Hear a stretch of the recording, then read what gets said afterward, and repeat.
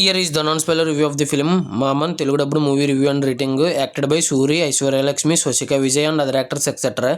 ఇంకా ఈ సుందరాకాండ అనే మూవీ రివ్యూ నారారోగిత అప్లోడ్ చేసి చెక్ చేయండి. దాంతోపాటు పరదా అనే movie review, Janaki versus state of Kerala అనే మూవీ రివ్యూ కూడా అప్లోడ్ చేసి చెక్ చేయండి. ఇంక ఇందులో చేసి స్టోరీ రాసింది సూర్య గారే.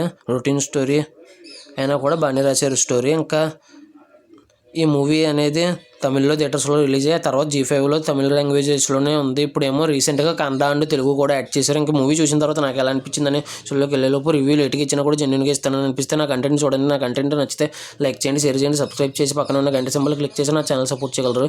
స్టోరీ ప్లాట్ మూవీ ఎలా అనిపించింది, plus points minus points rating ఇస్తాను కాబట్టి నా రివ్యూ చివరి వరకు చూడండి.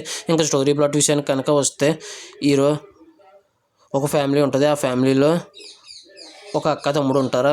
అందులో అక్కకేమో వచ్చేసి ఒక పిల్లోడు పుడతాడు, మేనల్లుడు అవుతాడు వరుసకి హీరోకి. ఇంకా తర్వాత వీళ్ళిద్దరి మధ్య బాండింగ్ ఏంటి, ఇంకా తర్వాత ఒక అమ్మాయిని ప్రేమించి పెళ్లి చేసుకుంటాడు. వాళ్ళిద్దరి మధ్య మేనల్లుడు ఇబ్బంది కింద అవుతాడు. ఆ ఇబ్బంది ఏంటి అనేది రిమైనింగ్ స్టోరీ. ఇంకా ఓవరాల్గా ఈ మూవీ చూసిన తర్వాత నాకు ఎలా అనిపించింది అనే విషయంలోకి కనుక వెళ్తే నాకైతే చాలా బాగా నచ్చింది. ఎందుకు నచ్చింది అనేది ప్లస్ పాయింట్స్ మైనస్ పాయింట్స్ లాస్ట్లో రేటింగ్ కూడా ఇస్తాను కాబట్టి నా రివ్యూ చివరి వరకు చూడండి. ఇంక ఈ మూవీ వచ్చేసి story by Suri. Routine story అయినా కూడా చాలా ఎమోషనల్ డెప్త్ ఉండే స్టోరీ అయితే రాసుకున్నారు అని అనిపించింది నాకైతే.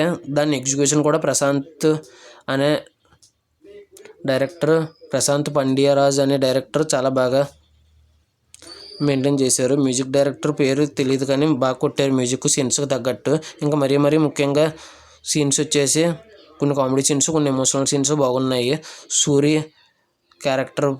సూరి అనే యాక్టర్ అండ్ స్వసిక అనే క్యారెక్టర్ వీళ్ళిద్దరి మధ్య అక్క తమ్ముళ్ళ బాండింగ్ బాగుంది. ఇంకా తర్వాత ఐశ్వర్య లక్ష్మి అండ్ సూరి మధ్య బాండింగ్ బాగుంది. మరీ ముఖ్యంగా సూరి అండ్ మేనల్లుడు కింద వేసిన చైల్డ్ యాక్టర్ మధ్య బాండింగ్ అయితే నెక్స్ట్ లెవెల్లో ఉంది.